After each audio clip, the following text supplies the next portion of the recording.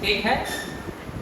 वाच्य जो है ध्यान से समझना, एक एक बिंदु को, एक एक पॉइंट को ध्यान से समझना। ये जो वाच्य है तो वाच्य एक तरीके के वाक्य से संबंधित है। किससे संबंधित है? परिभाषा क्या है सुनाओ जरा, जल्दी सुनाए। यानी कोई वाक्य होता है जो वाक्य लिंग वचन कारक के आधार पर परिवर्तित होता है, वही क्या है? बच्चा पढ़ता है, कई वचन में है वाक्य, और बच्चे पढ़ते हैं लिंग वचन में बदला।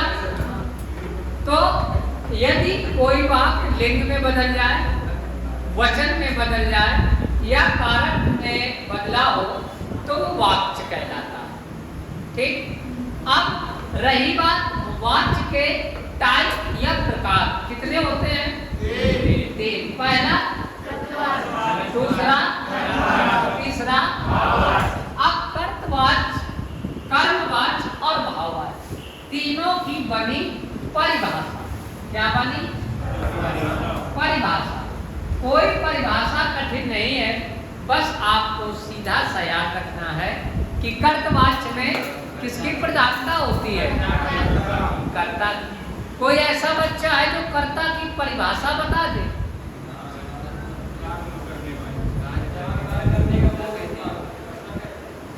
कर्तवाच्य में प्रधानता किसकी होती है? कर्ता की। तो यदि कर्ता की प्रधानता होती है तो तुम्हें सबसे पहले ये ज्ञात होना चाहिए कि कर्ता क्या है। कर्ता किसे कहते हैं? तो कार्य को करने वाला। तो प्रधानता किसकी हो? कर्ता की। यानी कार्य को करने वाला जो है वो कर्ता होता है, और प्रधानता किसकी होती है? कर्ता की। उसको क्या कहते हैं? कर्ता। बोलो कोई तेज बोलो। कर्मवाच्य में किसकी प्रधानता होती है? कर्म की। आपको कर्म की हमने कोई परिभाषा बताई थी? बोलो क्या परिभाषा थी? सटीक बोलो।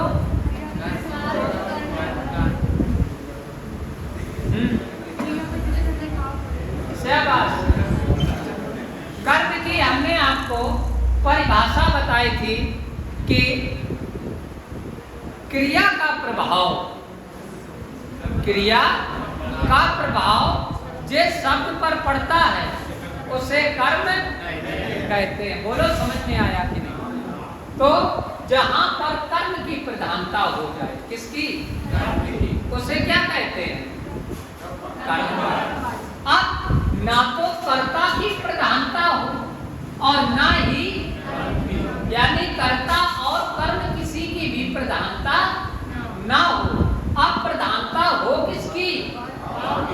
आओ, जहां पर कर्ता और कर्म की प्रधानता नहीं होती है वहां पर प्रधानता किसकी हो जाए? भाव की। तो यदि भाव की प्रधानता होती है तो फिर उसको कहते हैं क्या? बोलो। तीनों की परिभाषा रख गए, लिख ली है। तो कर्तवाच्य की क्या परिभाषा लिखी? भाववाच्य की, कर्मवाच्य की। और इस वाच्य में अत्यधिक प्रश्न ज्यादा पूछे नहीं जाते हैं, लेकिन सबसे ज्यादा जो प्रश्न पूछा जाता है वो वाच्य को एक दूसरे में बदलने का प्रश्न बेटे आ जाता है पेपर में। क्या आता है? बदलने का आ जाता है। तो बदलने के लिए कुछ थोड़े से मेथड है, कुछ शब्द हैं, उनको आप याद कर लीजिए, जिन शब्दों से किसी भी वाच्य को किसी में बदला जा सकता है। जैसे कर्तवाच्य तो सीधा होता है, अगर कर्मवाच्य में कभी बदलना हो तो दो शब्द याद रखना, से, के, द्वारा। क्या याद रखेंगे? ये करण कारक का कारक चिन्ह है। तो ये करण कारक का जो कारक चिन्ह है से के द्वारा, तो ये कर्मवाच्य को बदलने में ये कारक चिन्ह सहायक है। भाववाच्य में शब्द होता है नहीं। क्या होता है? नहीं। ये नहीं शब्द से आपको जब नहीं लगा देंगे तो ना तो कर्ता की प्रधानता रहेगी और ना तो प्रधानता किसकी हो जाएगी? जैसे ध्यान से समझे, ये लिख गया बेटा। जैसे आगे ध्यान से समझो, लिखा हो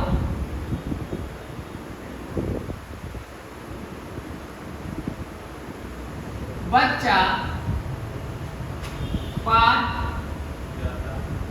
पढ़ता है। क्या लिखा बेटा?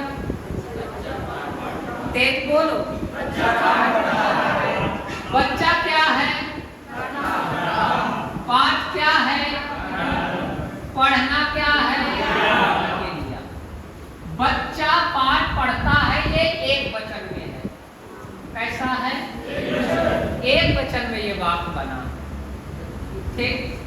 अब इसमें आपसे वाच्य पूछेगा कि इस वाक्य में बताइए कि वाच्य का कौन सा प्रकार प्रयोग किया गया। बोलो। अब तुम कैसे पहचानोगे? बस मेन लॉजिक है पहचान। कर्ता भी है, कर्म भी है, क्रिया भी है। ठीक। तो अब तुम्हें ये देखना है कि प्रधानता किसकी। ये कैसे पहचानोगे कि प्रधानता कर्ता की है?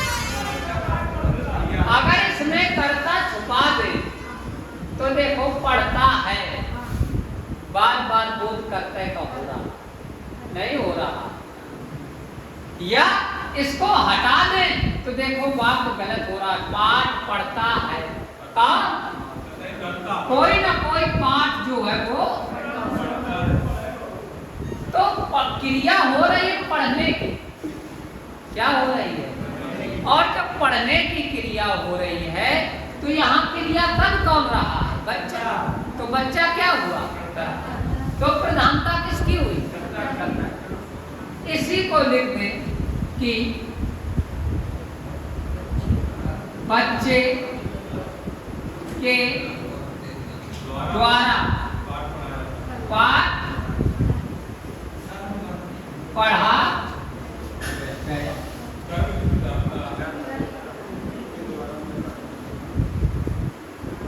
क्या लिखा? बच्चे के द्वारा पाठ। अब यहाँ प्रधानता कर्ता की नहीं है, अब प्रधानता किसकी हो गई? बच्चे के द्वारा। किसके द्वारा? तो बच्चे के द्वारा जो कार्य किया गया वही कार्य, तो कार्य यानी क्रिया का प्रभाव जिस पर पड़ जाए वही तो है कर्म। तो यहाँ पढ़ना क्रिया है।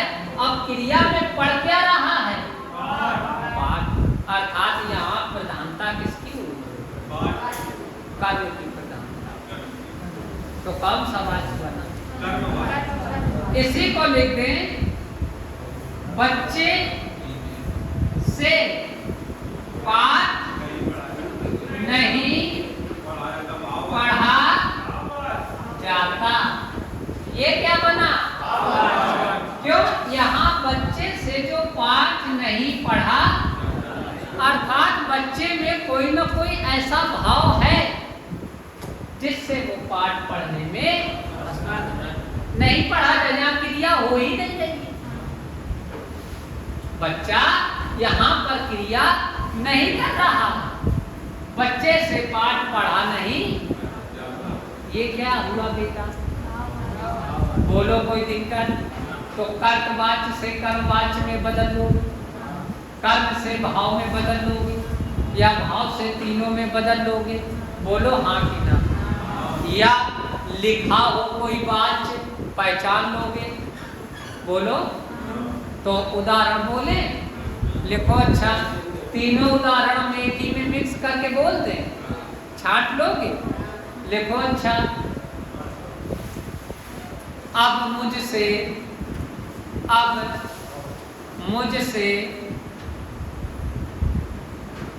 चला नहीं जाता, अब मुझसे चला नहीं जाता। लिखा? फिर लिखो चलो अब चला जाए। लिखा? फिर लिखो अध्यापक के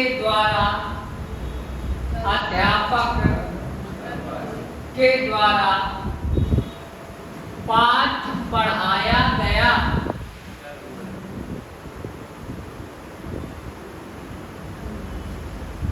लिखा? वह विद्यालय जाता है।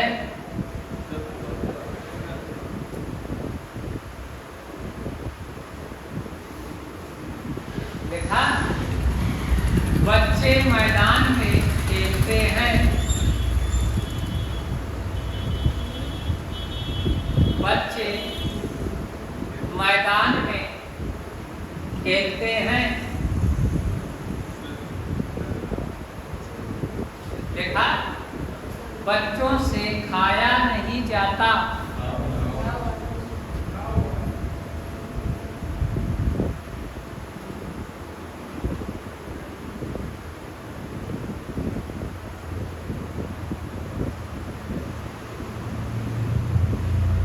देखा?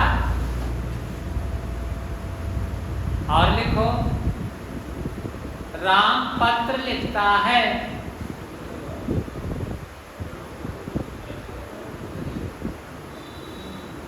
श्याम के द्वारा बंसी बजाई गई।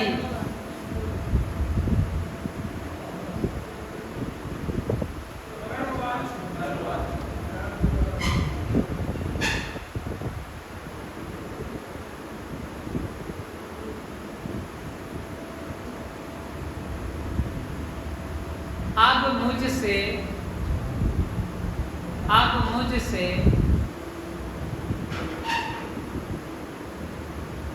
खेला नहीं जाता। प्रत्येक वाक्य को छांट लो और पहचान लो।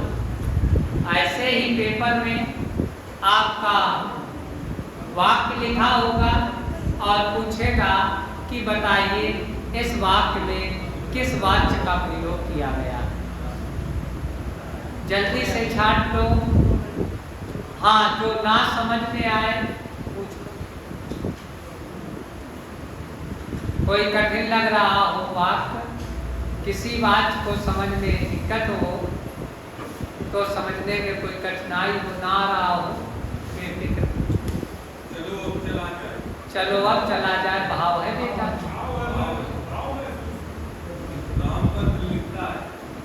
राम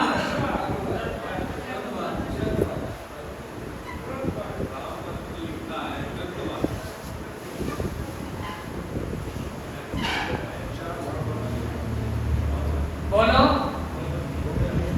आ गया? कौन सा?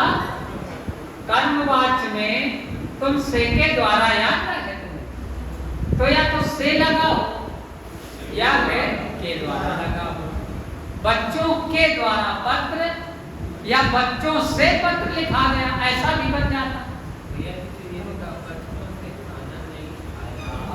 जाता भाववाचक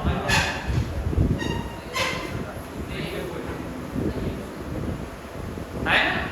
और बच्चे खाना खाते हैं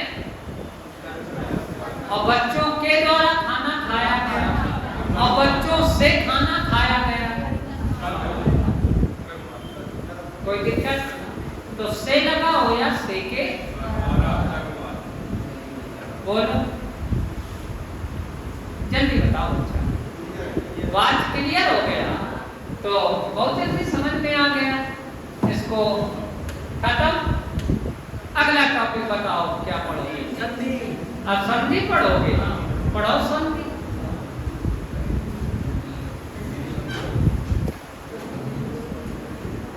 देखो अब डालेंगे संधि।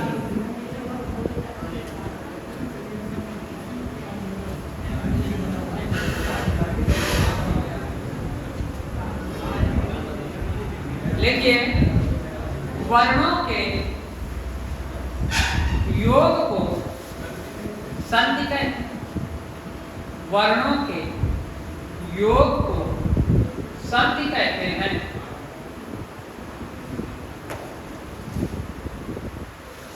वर्णों के योग को संधि कहते हैं। ठीक, नीचे लिखिए संधि का विलोम विग्रह होता है।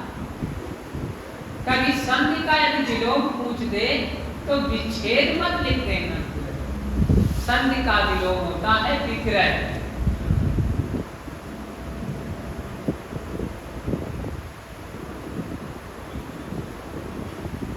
क्या होता है? याद रहेगा। नीचे लिखो संधि के 3 प्रकार होते हैं। संधि के 3 प्रकार होते हैं। एक नंबर में लिखेंगे स्वर संधि,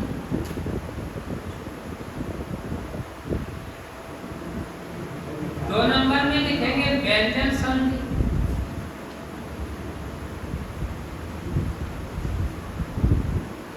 और 3 नंबर में लिखेंगे विसर्ग संधि।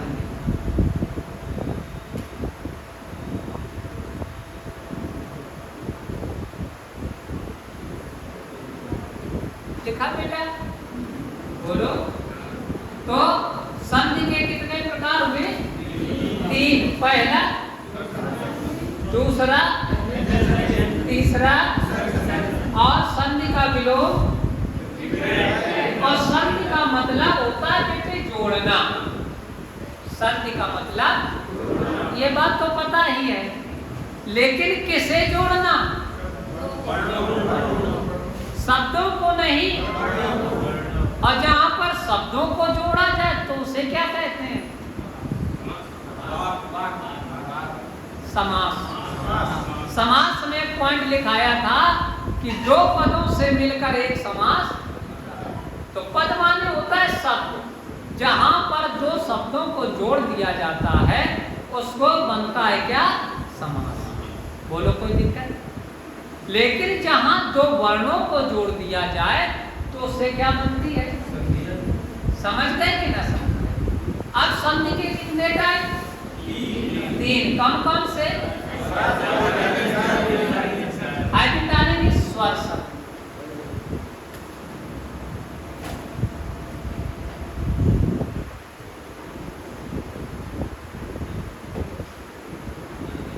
लिखा?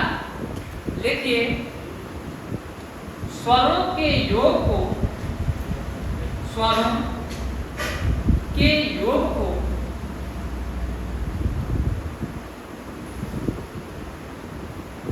स्वर संधि कहते हैं। स्वरों के योग को स्वर संधि कहते हैं। स्वरों के योग को स्वर संधि। बोलो बच्चा। स्वर संधि। संधि का मतलब होता है क्या? जोड़ना। किसे जोड़ना? तो जहां पर किसी स्वर के साथ, किसके साथ? देखो ये भी क्या है और ये भी क्या है? तो जहां किसी स्वर के साथ स्वर का योग कर दिया जाए वो कौन सी संधि बनेगी? और यदि व्यंजन के साथ व्यंजन का योग, विसर्ग के साथ व्यंजन का योग, विसर्ग। तो स्वर संधि में सबसे पहले याद रखिए कि बेटे आपको स्वरों का ज्ञान होना चाहिए। किसका ज्ञान होना चाहिए? तो हम सर्वप्रथम आपसे 2 मिनट स्वरों पर चर्चा कर लेते हैं। ठीक? क्योंकि स्वर संधि का मेन जो योग है तो वो योग किसका है? स्वर। तो यदि पूछा जाए कि आप ये बताइए कि स्वरों की संख्या कितनी होती है? शाबाश। लेखन के आधार पर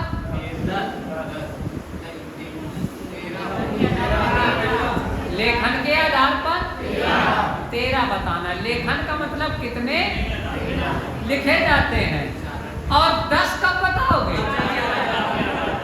कोई दिक्कत? और मूल कितने होते हैं, और मूलता कितने होते हैं? मूलता 11, मूलता और मूल। कोई दिक्कत? अच्छा, स्वरों का हमने वर्गीकरण पढ़ाया था।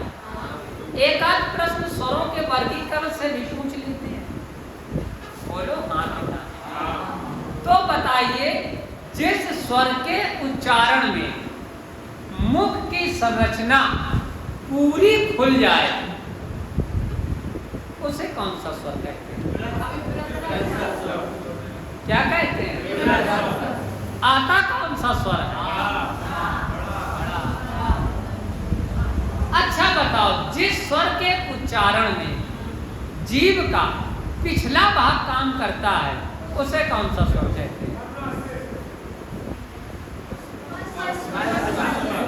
कौन कौन से स्वर आते हैं?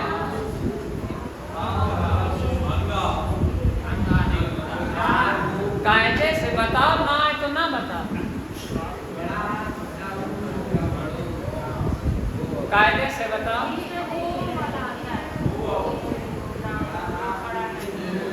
बताओ।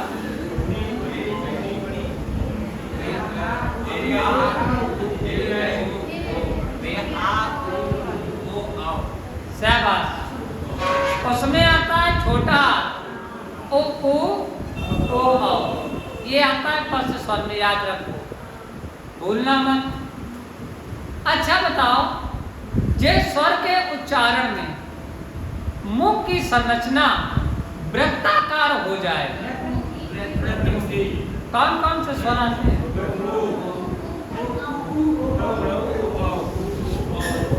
ठीक है, इसी से देखो, छोटा आ हटा दो तो वृत्तमुखी बन जाएंगे, और वृत्तमुखी में छोटा आ जोड़ दो तो स्पष्ट स्वर बन जाएंगे।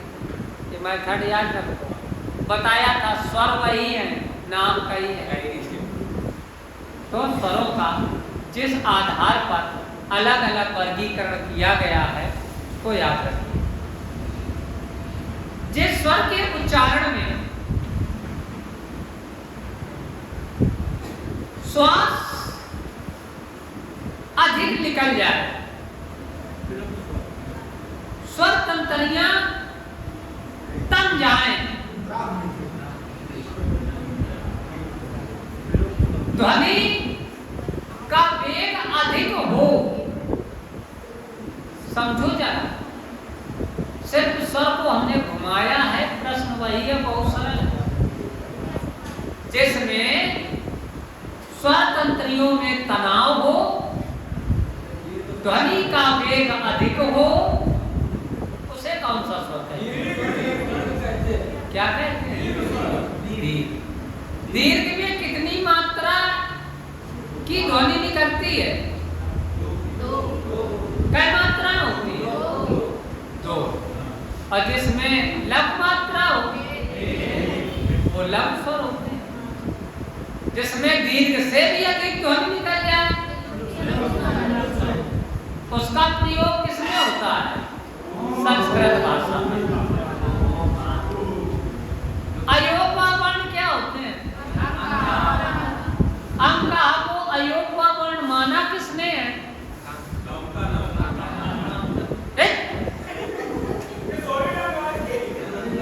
किशोरी लाल नहीं है महाराज, किशोरी दास, किशोरी दास वाजपेयी। ठीक है। अच्छा, अंक का प्रयोग हिंदी व्याकरण में किस रूप में होता है?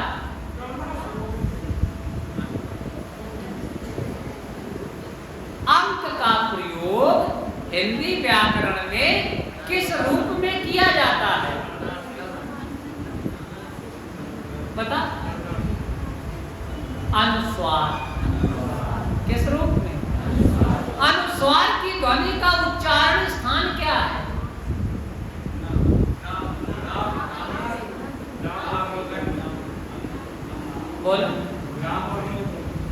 स्वर या नासिक का उच्चारण स्थान है नाक, इसीलिए इसको नासिक के व्यंजन भी, एक नासिक वर्ण भी कहा जाता है। ठीक है, तो ये बेटे स्वरों का वर्गीकरण था। तो जब तक आप स्वरों की पहचान नहीं करेंगे तो आपको स्वर संधि समझ में कम आएगी।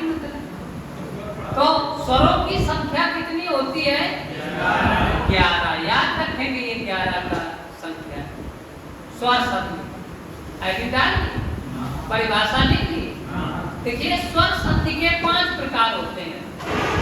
स्वर संधि के 5 प्रकार होते हैं। स्वर संधि के 5 प्रकार होते हैं। देखा, 1 नंबर में लिखिए दीर्घ स्वर संधि। दीर्घ स्वर संधि।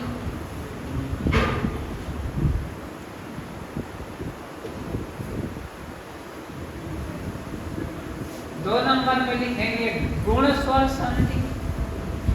गुण स्वर संधि लिखा। तीसरा नंबर लिखिए वृद्धि स्वर संधि। वृद्धि लिखा। और 4 नंबर में लिखिए यण स्वर संधि।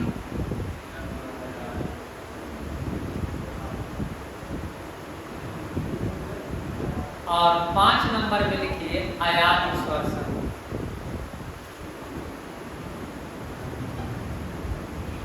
पांच हो गए, मिला लो एक बार। 1 नंबर में, 2 में, 3 में, 4 में, 5 में। अब एक बात बताएं, ये जो स्वर संधि लिखे हैं टाइप, इनके बेटे संस्कृत में सूत्र होते हैं। तो कहो तो तुम्हें लिखा दें, अगर भविष्य में कभी आए तो उसको लिख लो। सूत्र होते हैं संस्कृत में। कोई ऐसी पूछ दे मुँह जमानी की संधि का क्या सूत्र होता है, तो सूत्र हम लिखाए दे रहे हैं। थोड़ा ध्यान देना, अगर याद हो जाए तो हो जाए, ना याद हो तो दिक्कत नहीं। ठीक है, तो दीर्घ संधि का उदाहरण है अका सवर्णे दीर्घा।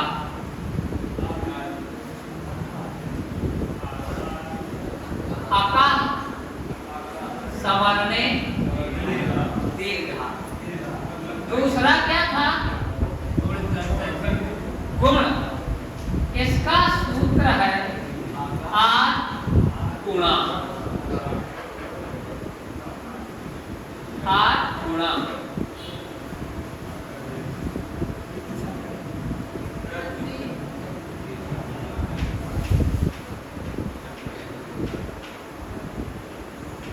इसमें मानते लगा दो।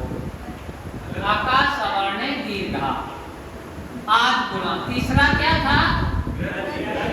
वृद्धि। इसका बनता है वृद्धि, वृद्धि रेची, वृद्धि रेची, वृद्धि रेची। चौथा क्या था? इसका था इको यणची। पांचवा क्या था? इसका था एचो वाय वा, एचो वाय वा।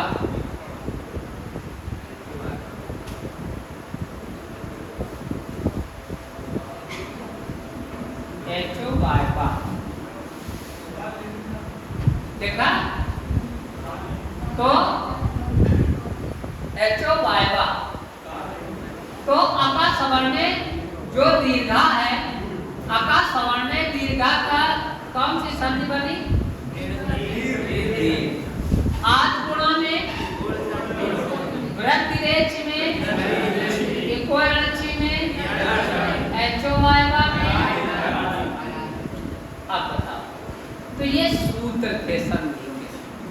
तो स्वर संधि के कितने टाइप?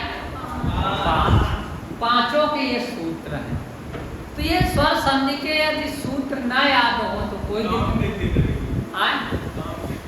काम की बात करें तो बेटा संस्कृत में महेश्वर सूत्र होते हैं। कितने होते हैं? 14 महेश्वर सूत्र। और उन महेश्वर सूत्रों से बनता है प्रत्याहार। क्या बनता है? अका। क्या लिखा है ये? अका सवर्णे दीर्घ। यानी ये जो आ बना है तो इसमें बना अप्रत्याहार। क्या बना? और अप्रत्याहार के अंतर्गत जो स्वर आते हैं वो आते हैं आ, ई, उ और ई। ये इसका मतलब है जो कि तुम्हें कम समझ में आया। यही चीज जब हिंदी में पढ़ाई जाती है तो 1 नंबर में हेडिंग डालो दीर्घ संधि। यही मेथड देखो दीर्घ में निकल कर आएगा। हेडिंग डालेंगे दीर्घ स्वर संधि।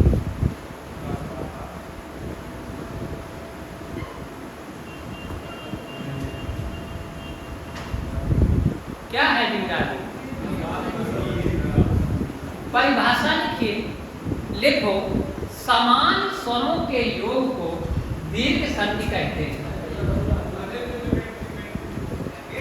क्या करना है? लिखो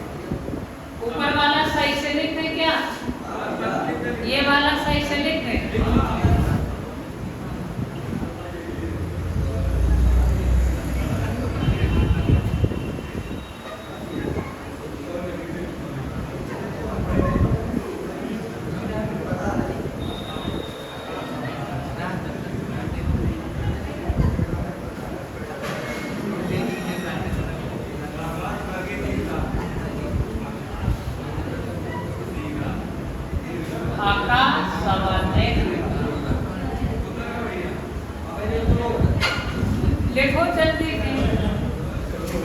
बहुत देर लगाते हो।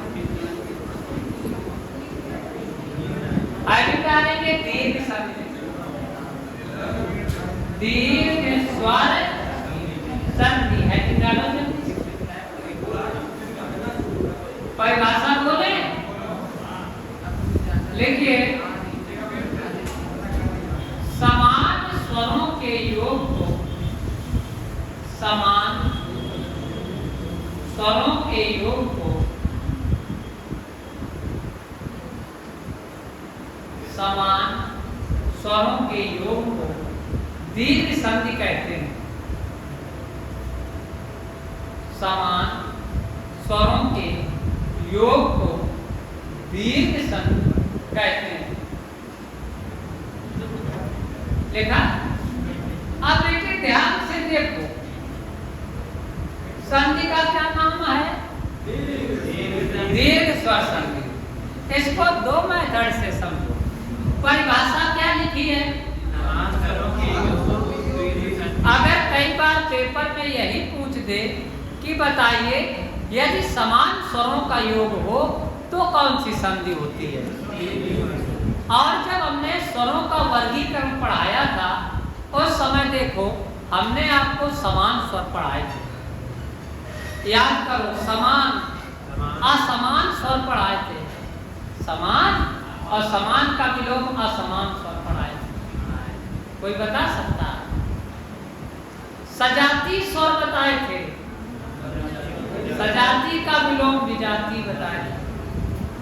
इसीलिए कहते हैं कि यदि स्वर का अच्छा ज्ञान नहीं है तो कई जगह आपको स्वर संधि में दिक्कतें मिलेंगी।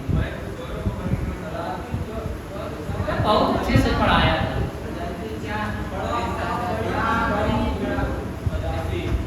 उसी को कहते हैं सजाती, उसी को कहते हैं समान।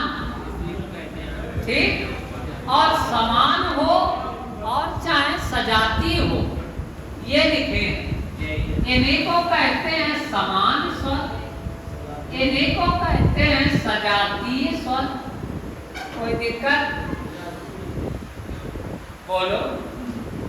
और यदि फिर भी ना समझ में आए तो हेडिंग क्या लिखी है तुमने? दीर्घ स्वर संधि, यही तो हेडिंग है। एक का ट्रिक सुन लो। दीर्घ माने क्या होता है? बड़ा। अब स्वरों को पढ़ा है तुमने कभी? तो स्वरों को पढ़ते समय जिस स्वर को पढ़ने में बड़ा शब्द आ जाए, समझ लो वो दीर्घ स्वर संधि का पढ़ो स्वर। ऐसे ना उसे पढ़ो, ऐसे बड़ा छोटा आ और बड़ा आ, बड़ा आ आया तो दीर्घ माने क्या होता है? तो जिस स्वर के पढ़ने में बड़ा शब्द आ जाए समझ लो दीर्घ संधि का स्वर है। तो ए का बड़ा ए छोट आए पड़ा तो का तब ये हटा दो। थोड़ा दिमाग लगा है। क्यों खाया है? बोलो।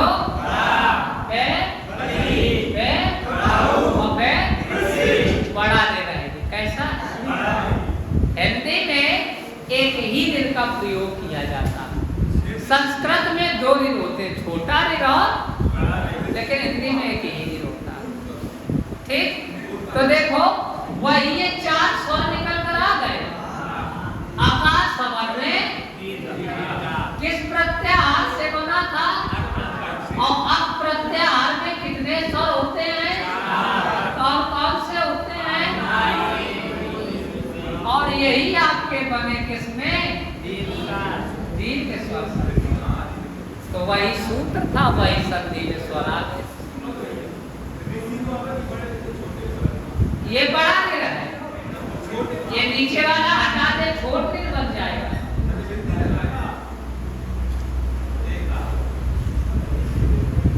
देखो इसे न पढ़ पूरा। देखो ये है छोटा ऋण,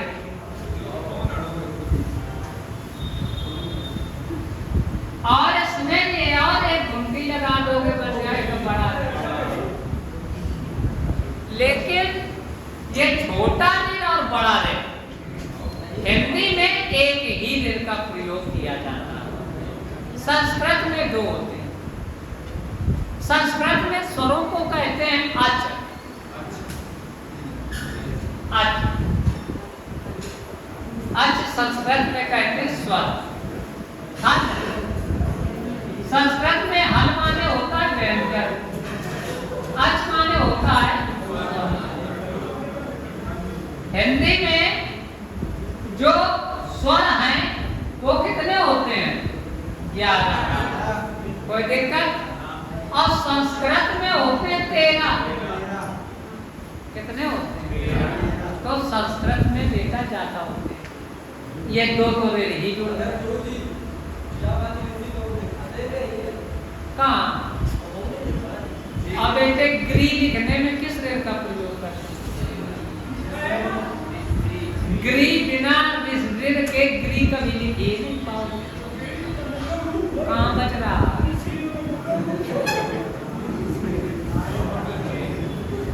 अग्रणी लिखते हो, अग्रणी। बेटे बिना ऋण लगाए कभी अग्रणी लिखी नहीं पाओगे। कृत्रिम लिखते हो, कृत्रिम। बिना ऋण के कभी कृत्रिम लिखे ही नहीं पाओगे। बेटा क्रिस लिखे या कभी क्रिस बिना रे लगाए कभी क्रिस लिख ही नहीं पाओगे। कई बार तुमको गलती ये हो जाती है कि ये जो चीज है ये ऐसे बनती है, इसे कई बार तुम लोग समझ लेते हो रा। दरअसल ये रा नहीं है, यह एक स्वर है। क्या है? स्वर है बेटा। इसको कहते हैं ऋ। ऋ की मात्रा। बोलो छोटा आ की मात्रा, बड़ा की मात्रा। अब ये ऋ जो है ये क्या है? स्वर है कि नहीं है? ये बताओ। है स्वर? बोलो आ ई उ ऊ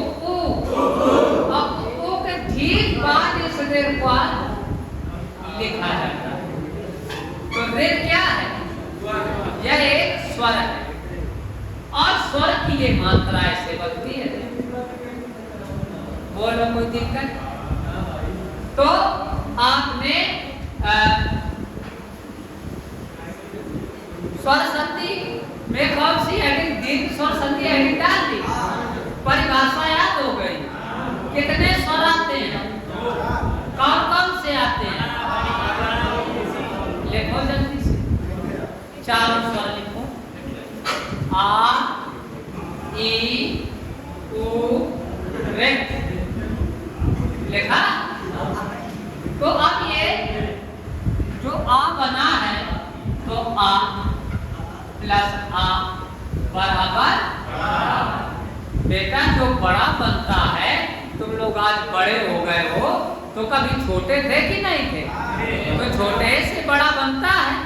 तो ये जो बड़ा आ बना है तो ये आ प्लस या फिर आ छोटा हो चाहे और इसके साथ यदि आ लगा हो तो क्या बनेगा? अगर बड़ा बड़ा हो, छोटा बड़ा हो, अर्थात जो तुमने परिभाषा लिखी है, बोलो क्या लिखी है? तो ये बेटे समान स्वर है कि नहीं है? बोलो। इसीलिए इनको कहा गया समान, यानी आ का जो योग बना है वो समान स्वर से बना। किससे? जैसे ई प्लस ई बराबर, अब ई छोटी हो चाहे बराबर क्या बनेगा? और बड़ी बड़ी बराबर पूरा लिखे कि बस इतने से समझ रहे हैं? ओ प्लस ऊ बराबर या छोटा ऊ हो चाहे बराबर क्या बनेगा? ऊ प्लस ऊ बराबर और ऋ प्लस ऋ बराबर बड़ा ऋ। बोलो कोई दिक्कत? अब इसको आपको पढ़ना कैसे है? कभी भी छोटा बड़ा बराबर बड़ा ऐसा ना कहना, सीधे बोलो। बोलो आ प्लस आ बराबर ई प्लस ई बराबर ऊ प्लस ऊ बराबर ऋ प्लस ऋ बराबर। कोई दिक्कत? अब ये तुमको जो कई आ दे रखे हैं तो ये बेटे शब्द को शुद्ध बनाने के लिए है। चाहे आप छोटा लगाएं और चाहे बड़ा लगाएं, शब्द को कैसा बनाना है? शुद्ध बनाना है। बोलो कोई दिक्कत? थक गए क्या? तो इसको यदि आगे समझना है तो इसके लिए बेटे स्वर का ज्ञान बहुत जरूरी है। ठीक है? तो कल आप लोग संपूर्ण स्वर का अध्ययन करके आएंगे। ये लिख लो और इसको याद करके आना। कल इसके उदाहरण और उदाहरण के साथ साथ आगे संधि हम फिर पढ़ाएंगे। तब तक के लिए नमस्कार। ठीक।